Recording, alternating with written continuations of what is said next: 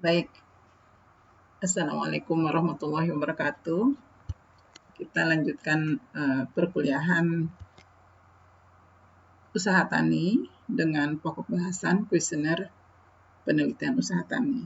Sebelumnya, pokok bahasan kita adalah penelitian usaha tani. Nah, tahap selanjutnya atau kalau kita mau melakukan penelitian usaha tani, kita harus menggunakan kuesioner atau daftar pertanyaan dalam penelitian usaha tani. Oke, daftar pertanyaan atau kuesioner ini merupakan suatu alat untuk penelitian usaha tani. Jadi jangan salah artikan ya, kuesioner itu adalah alatnya. Kalau penelitian di laboratorium, alatnya adalah alat-alat laboratorium. Kalau penelitian di lapangan, untuk mengambil data di responden dengan menggunakan data cross section, itu kalian harus mempunyai alat penelitian kuesioner atau daftar pertanyaan. Bagaimana kita membuat daftar pertanyaan? Daftar pertanyaan dibuat berdasarkan judul dan permasalahan penelitian. Ya, jadi jangan sampai judul lain, daftar pertanyaan lain, nanti tidak akan valid penelitian tersebut. Nah, saya berikan contoh. Ini ada contoh membuat kuesioner penelitian usaha tani dengan judul Analisis Sistem Integrasi Padi Ternak. Sistem Integrasi Padi Ternak ya, atau singkatannya SIPT, terhadap peningkatan pendapatan petani dan dampaknya terhadap pengembangan wilayah. Ini contoh judul. Nah, nanti kalau kalian punya judul penelitian dengan permasalahan penelitian masing-masing sendiri ya dibuat. Nah, sebelum membuat daftar pertanyaan atau kuesioner, pastikan dulu kalian membuat petunjuk yang inti isinya. Jadi inti dari petunjuk itu, isi dari petunjuk itu tidak hanya 2 poin seperti yang tertera di sini, bisa juga bertambah. Tapi yang inti di sini saya akan berikan 2 hal, yaitu yang pertama bahwa isilah jawaban pada kolom atau tempat yang tersedia sesuai dengan kondisi yang sebenarnya. Jadi jawabannya itu harus sesuai dengan kondisi yang sebenarnya. Ya, jadi harus sesuai dengan kondisi yang sebenarnya. Nih, ya, tambah ini. Harus sesuai dengan kondisi yang sebenarnya. Bentar ya. Oke.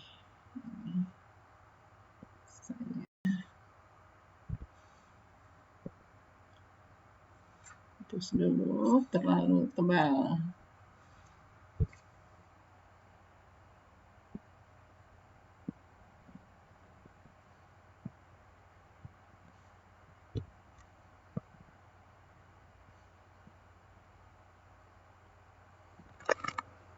Oke. Jadi harus sesuai dengan kondisi yang sebenarnya. Kondisi yang sebenarnya. Oke, yang pertama.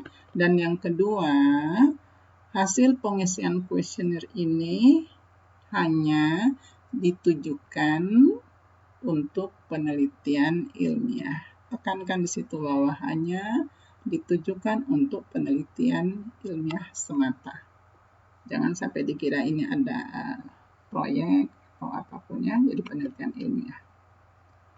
Baik, bisa juga kalian tambah petunjuk sesuai dengan permasalahan penelitian dan judul penelitian kalian nanti. Oke, kita lanjutkan ke pokok atau subpokok A. Jadi membuat kuesioner atau daftar pertanyaan. Yang pertama, kalian harus membuat identitas responden. Identitas responden. Mengapa penting identitas responden? Karena identitas responden itu datanya nanti bermanfaat dalam hal kalian membahas hasil penelitian. Ini di sini ya, berguna untuk pembahasan hasil penelitian. untuk membahas, bukan untuk dianalisis. Oke, di situ. Jadi identitas responden itu terdiri dari umurnya berapa tahun, pendidikan terakhirnya apa, jadi pendidikannya misalnya SD, tamat atau tidak tamat.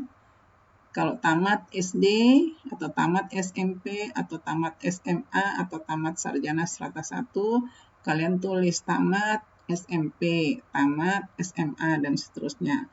Kalau tidak tamat, ditulis SMP kelas 2, misalnya ya, atau SMA kelas 1, misalnya begitu. Berikut, lama bertani padi. Ini khusus untuk padi. Ya, lama bertani padi. Kemudian jumlah anggota keluarga juga diisi dengan data yang benar. Kemudian berikutnya yang kedua adalah luas sawah yang diusahakan. Nah, yang kemarin kuliah penelitian usaha tani, bagaimana mendapatkan data yang benar, misalnya luas sawah. Selain ada jawaban dari petani atau responden, kalian juga harus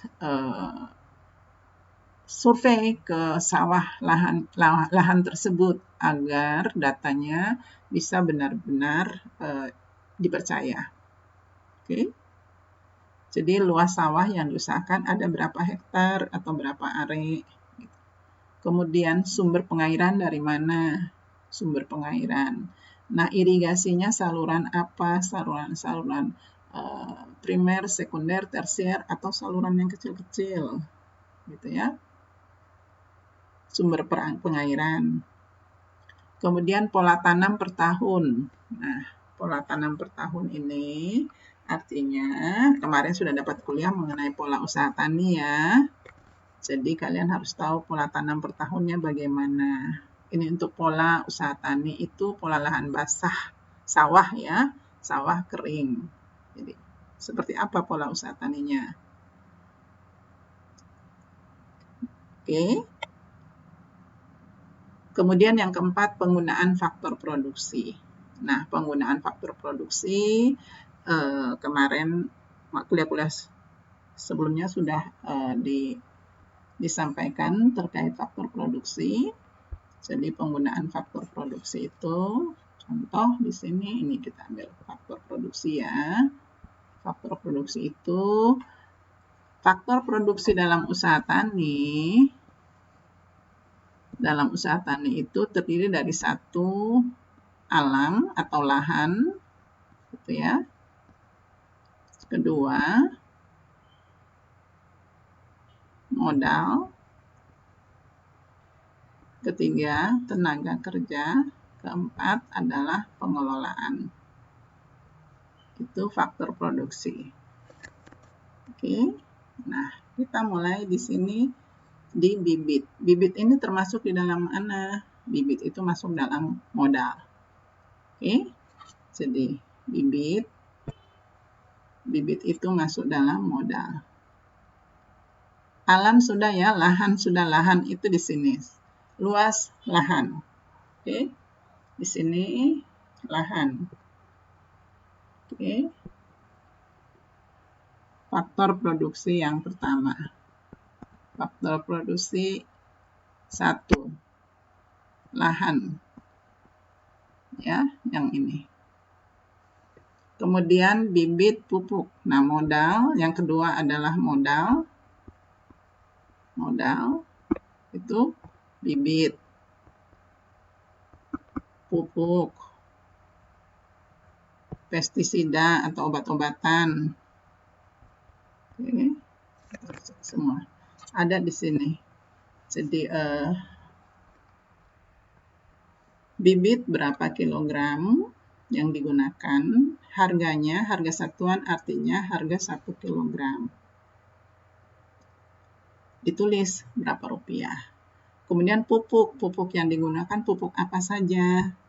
Hanya dikasih tanda, dikasih kolom di sini, baris. titik-titik di sini dikosongkan.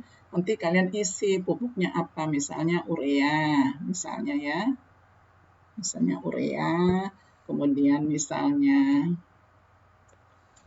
apa?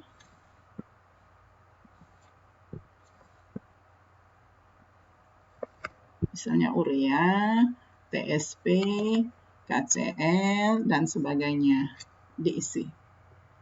Kalau urea jumlah satuannya berapa kilogram, misalnya 200 kilogram, isilah 200 kilogram. Harga satuan berarti harga 1 kilogram urea. Gitu ya. Diterus isi terus sampai semua pupuk yang digunakan dimasukkan. Bisa pupuk kimia, pupuk organik. Kalau memang menggunakan pupuk organik, ya juga harus masukkan pupuk organik. Itu untuk pupuk, faktor produksi pupuk. Nah, berikut faktor produksi pestisida. Ini masih masuk dalam kategori modal ya. Modal atau biaya. Pestisida, nah tinggal kalian diisi di situ pestisida yang digunakan, pestisida apa saja. Untuk pembasmi hama, bisa 2, 3, 4 macam. Bisa juga nutrisi. Ya, jadi bisa juga nutrisi yang digunakan, nutrisi apa. Sekarang banyak nutrisi, biasanya petani juga menggunakan nutrisi. Nah, pestisida ini bisa pestisida alami, bisa pestisida juga yang mengandung zat kimia. Diisi semuanya di situ. Oke, itu adalah untuk faktor produksi modal. Oke, yang pertama di sini lahan. Oke, saya ulang sekali lagi ya. Di sini nih lahan, faktor produksi yang satu ya, lahan. Sedangkan yang ini adalah faktor produksi yang nomor 2 adalah modal. Modal bukan hanya ini saja ya, mungkin ada modal lain lagi yang dipakai, atau biaya ya, modal atau biaya. Biaya. Oke. Kita lanjut ke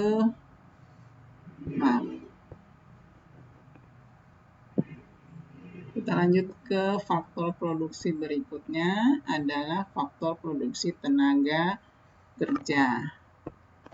Oke. Tenaga kerja di sini yang dicantumkan di sini adalah tenaga kerja. Baik. Kemarin saya katakan bahwa tenaga kerja dalam usaha tani itu terdiri dari 1. Tenaga kerja orang. Yang kedua, tenaga kerja mesin. Yang ketiga adalah tenaga kerja ternak. Oke. Nah, tenaga kerja orang ini satuannya adalah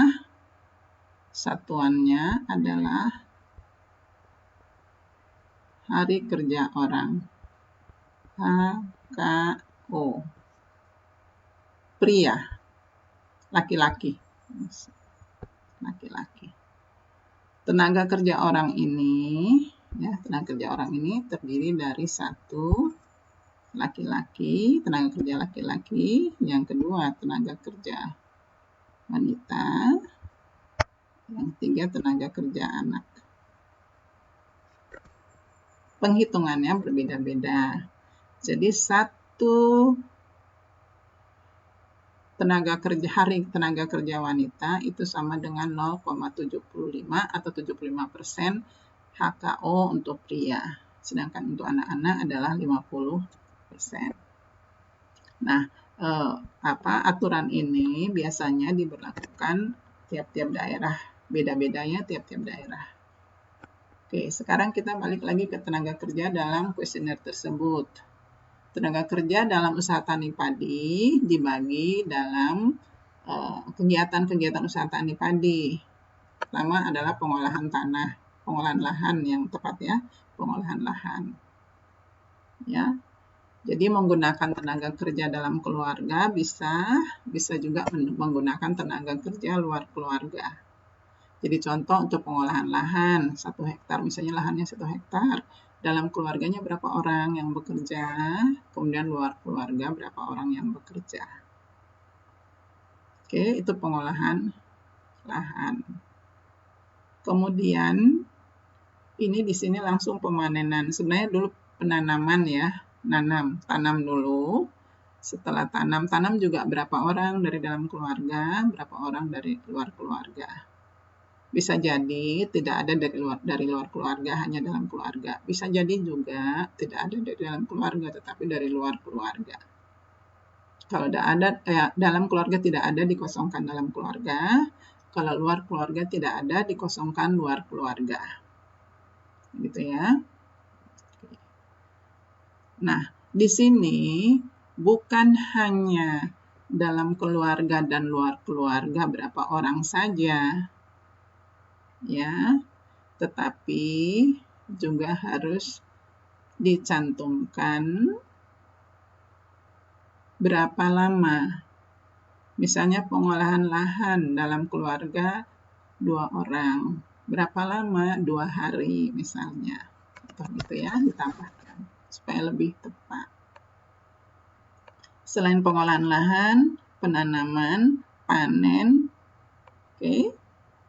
Nah, mengapa tadi saya katakan penanaman dan panen. Penanaman tidak ditaruh, bisa sih dicantumkan penanaman.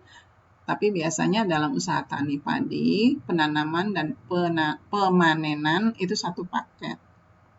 Yang tanam dengan yang panen adalah orang yang sama. Begitu. Jadi kalau Anda punya lahan, saya yang sebagai tenaga kerja saya yang tanam, saya lakukan pekerjaan pada saat penanaman, nanti panen saya yang panen. Gitu. Itu memang sudah menjadi tradisi dalam usaha tani padi. Kemudian pemeliharaan. Pemeliharaan ini terdiri dari pemberian pupuk, penyiangan, gitu ya. Oke, pemberian pupuk, penyiangan, pemberian obat-obatan. Oke. Nah, penanganan pasca panen ini kalau padi itu biasanya digebrek. Dirontokkan. Ada yang menggunakan mesin perontok, ada yang menggunakan tenaga orang, dirontokkan dari tangkai-tangkainya pasca panen. Kemudian ada yang dijual dalam gabah kering panen, berarti tidak tidak dijemur. Nah, kalau dijual dalam gabah kering giling, berarti petani tersebut harus menjemur dulu gabahnya. Itu isi semua berapa orang dalam keluarga, berapa orang luar keluarga. Oke, itu sudah masuk tenaga kerja yang digunakan. Kita terus ya. Kita masuk kepada biaya produksi. Nah, kalau biaya produksi ini nanti kalian hitung sendiri ya. Jangan minta responden menghitung. Oke, hitung sendiri. Supaya valid. Agar benar. Oke. Hitung sendiri di sini. Ingat hitung sendiri. Jadi jangan suruh responden hitung. Oke, misalnya bibitnya tadi 10 kg. Harga satuannya 25.000. Berarti total bibit adalah 10 kali 25.000. Kalian yang hitung, masukkan ke Excel kerja. Jadi untuk tabel ini tidak perlu diberikan kepada responden. Ya. Jadi tabel ini tidak perlu diberikan kepada responden. Tidak untuk responden. Ya. Ingat gitu ya, kalian yang isi.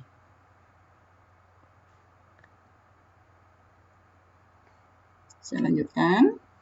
Oke, sudah. Ini kalian isi sendiri ya. Kan sudah dapat data di atas tadi ini. Bibit berapa, pupuk berapa, pestisida berapa, harganya berapa. Ada di sini kan, di sini. Di mana tadi? Ya. Itu harga satuan sini, ada harga satuan. Harga satuan di sini. Oke. Ada harga satuan. Tinggal kalian nanti yang menghitung menggunakan Excel. Kita lanjut ke produksi. Tinggal ditanya, petani produksinya musim tanam 1 berapa ton, musim tanam 2 berapa ton. Tanya gitu tentang. Nah, ton ini ingat produksinya ada di sini tulis gabah dijual dalam bentuk kering atau basah. Perhatikan di sini ya. Dijual dalam bentuk kering atau basah. Oke.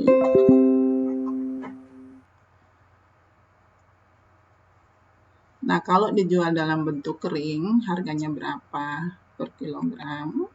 Dijual dalam bentuk basah, harganya berapa per kilogram? Oke. Kepada siapa dijual? Itu penting sekali. Jadi musim tanam 1 berapa ton? Dijual dalam bentuk apa? Kering atau basah? Tulis ya. Kemudian musim tanam 2, hasilnya berapa ton, dijual dalam bentuk apa, dalam bentuk kering atau basah. Oke, kalau kering ini namanya gabah kering giling, ya, GKG, gabah kering giling.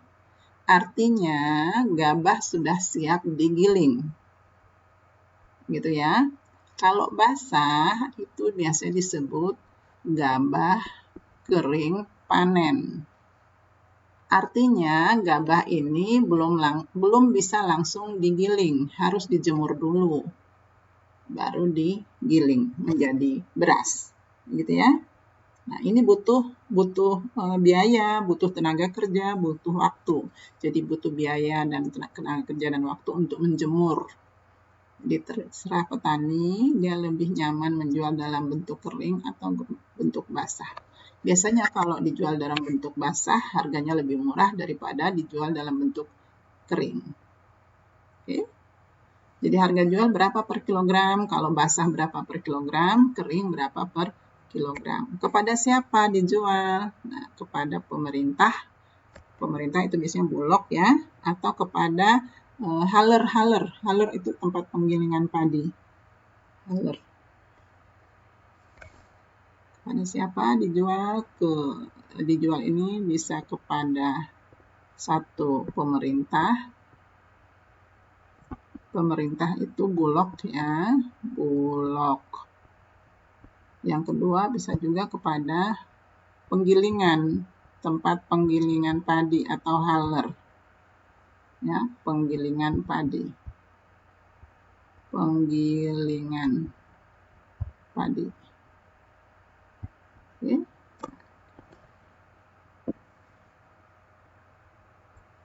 Gitu ya. Perhatikan baik-baik ini. Ini gampang-gampang, susah nih usaha tani. Kayaknya gampang saja, cuma hitung-hitungannya gampang aja. Tambah kurang kali bagi. Gitu ya. Tapi rumit. Baik. Kemudian ada juga tabel peningkatan produksi. Jadi ini mengetahui, karena tadi proyek ya, judulnya adalah proyek. Saya balik ya, saya ke atas tadi lihat judul penelitiannya. Ini kan sesuai dengan judul penelitian, karena kita mau melihat peningkatan pendapatan. Jadi sistem integrasi padi ternak terhadap peningkatan pendapatan. Makanya kita mau melihat peningkatan pendapatan, otomatis ada pertanyaan atau tabel yang harus diisi terkait peningkatan produksi gabah. Oke, nah, peningkatan produksi gabah ini tinggal kalian isi saja. 5 tahun ke belakang misalnya, produksinya berapa? Ada tidak peningkatan? Tidak lihat di situ. Untuk menganalisanya, nanti kita lanjut ke analisa usaha tani setelah materi kuesioner ini. Oke, Itu mengenai padi selesai. Sekarang karena tadi sistemnya, sistem integrasi padi dan ternak ya, SIPT. Sekarang kita mulai dengan ternak. Ternak sapi. Ya, punya sapi jantan berapa ekor, punya sapi betina berapa ekor. Begitu ya. Sumbernya dari mana ternak ini? Oke, isi aja sumbernya, mungkin dari bantuan pemerintah. Ini karena proyek pemerintah, ini judul proyek pemerintah ya. Sumber dari mana? Boleh sumber dari milik sendiri, sumber dari bantuan pemerintah, contohnya gitu ya. Lama dipelihara sudah berapa lama? Kalian tulis aja sudah berapa lama, sesuai dengan lama dipelihara. Oke. Jadi sini jumlahnya berapa, betina berapa, jantan berapa, sumber dari mana, diisi, lama dipelihara berapa lama, diisi, luas kandangnya berapa. Maksudnya kandang luas berapa kali berapa meter kandangnya. Pakannya dari mana, jenis pakannya apa. Jenis pakannya bisa berupa rumput atau bisa juga berupa pakan ternak yang dibeli di toko pakan ternak. Bisa juga pakan ternak buatan sendiri, jenis pakannya ya, tinggal diisi di kolom-kolom ini. Kebutuhan per hari berapa kilogram, sumbernya dari mana, diisi semua. Oke, jadi ini sudah diisi, ini mengenai pakan ternak. Dan ini tenaga kerja untuk ternak, tenaga kerja pemeliharaan. Maksudnya memelihara ternak tersebut berapa orang dalam rumah, apa dari keluar rumah tangga atau luar keluarga. Maaf. Oke. Memelihara itu kan harus bagaimana merawatnya, membersihkan kandangnya, gitu ya. Mengambil pakannya siapa, gitu pemeliharaan. Boleh ditambah kalau yang lain lagi, memberikan nutrisi, ya apa-apa ditambah sesuai dengan apa yang dilakukan. Nah, ini mengenai hasil ternak. Oke. Hasil ternak ini, Oke. Tenaga kerja sudah. Sekarang hasil ternak. Hasil ternak ini bisa dalam bentuk kotoran, bisa dalam bentuk sapi hidup, ya. Jadi bukan hanya hasil ternaknya bukan sapi saja, tetapi juga kotoran. Kotoran sapi itu bermanfaat untuk pupuk. Kalau di daerah pertanian, daerah pedesaan, kotoran sapi itu sangat berharga. Disimpan. Petani kalau punya kotoran sapi itu disimpan. Nah, kalau kita mungkin lihat kotoran sapi, kita menghindar. Padahal itu pupuknya mahal, beli kotoran ayam saja dari kandang ternak ayam aja laku sekarung berapa, 25.000 atau 35.000 sekarung kecil. Jadi hasilnya adalah kotoran berapa ton dalam satu proses produksi ya. Kemudian sapi hidupnya, berapa ekor atau berapa kilogram. Harga jual sapi berapa rupiah per ekor. Jadi sapi hidup kalau dalam bentuk ekor, berarti harga jual dalam bentuk ekor. Kalau dalam bentuk kilogram, berarti harga jual dalam bentuk kilogram. Jadi menjual sapi bisa dalam bentuk harganya walaupun dalam ekor harganya dihitung kilogram kotor ya. Kemudian karkasnya dipotong berat karkasnya dan sebagainya. Harus diisi benar-benar di sini ya. Itu untuk kuesioner penelitian usaha tani. Nah, data-data dari kuesioner usaha tani tadi harus ditabulasi. Ditabulasi ya. Dibuat tabulasi dulu baru bisa dianalisa. Jadi setelah buat kuesioner, ambil data di lapang, ditabulasi. Nah, contoh di sini ada contoh tabulasi data. Oke, yang satu contoh ini adalah data biaya produksi usaha tani padi. Ini baru contoh satu aja nih. Ini merupakan contoh.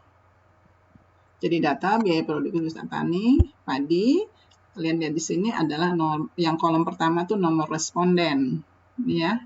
Nomor responden. Biasanya sampai 100 responden ya untuk penelitian usaha tani padi ini. 100 responden. Jadi responden nomor 1 dari kuesionernya diisi bibitnya berapa kilo, pupuknya berapa kilo, pestisidanya berapa banyak, tenaga kerjanya berapa banyak. Dari data-data yang tadi di atas ini, ya, oke, dari sini, mulai dari, oke, maaf. Jadi data dari, ya, dari sini, oke, ya, dari tabel 1 ini, semua data akan kalian masukkan ke tabulasi. Sebentar ya. Oke. Ini.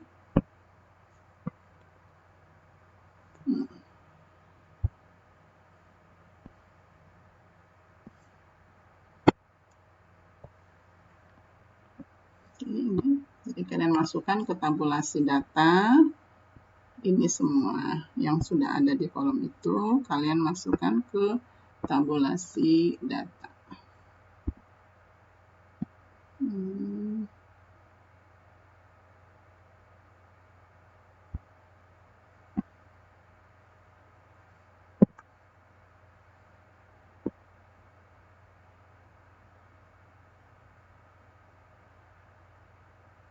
Bentar ya. Oke, ini benar ya. Tadi agak terganggu sih. Oke. Yang ini. Oke. Ya, tabulasi data. Contoh tabulasi data di sini. Kalian masukkan data-data tadi di dalam tabel tabulasi data. Ini contoh tabel pertama itu contoh untuk biaya produksi. Oke.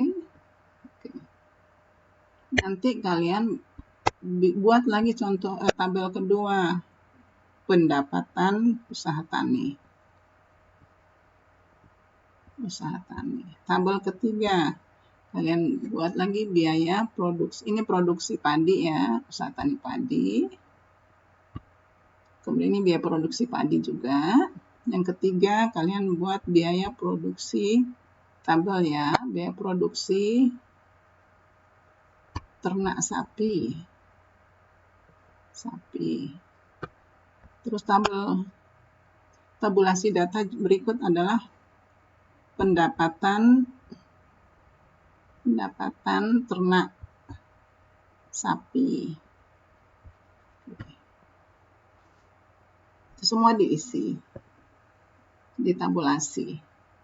Oke, ditabulasi dulu, diisi semua, belum sampai analisa. Yang penting kalian sudah berhasil mendapatkan data, kemudian setelah data kuesionernya terisi semua, kalian tabulasi data. Setelah tabulasi data, baru kita analisis. Nanti analisisnya kita pelajari di pertemuan berikutnya. Oke, dan untuk mengambil data responden untuk usaha tani, ini data cross sectionnya, data primer, itu harus terjun langsung ke responden atau petani, dan sebanyak minimal 100 responden atau 100 petani. Gitu ya.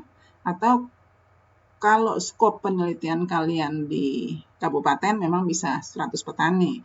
Kalau skop penelitian kalian hanya satu desa saya pikir masih bisa juga mendapat 100 petani, 100 responden. Masih bisa 100 responden satu desa ya. Oke. Begitu ya. Oke. Demikian pemaparan saya tentang kuesioner, membuat kuesioner ya. Kuesioner penelitian usaha tani. Oke, mudah-mudahan bermanfaat ya. Bermanfaat. Terima kasih.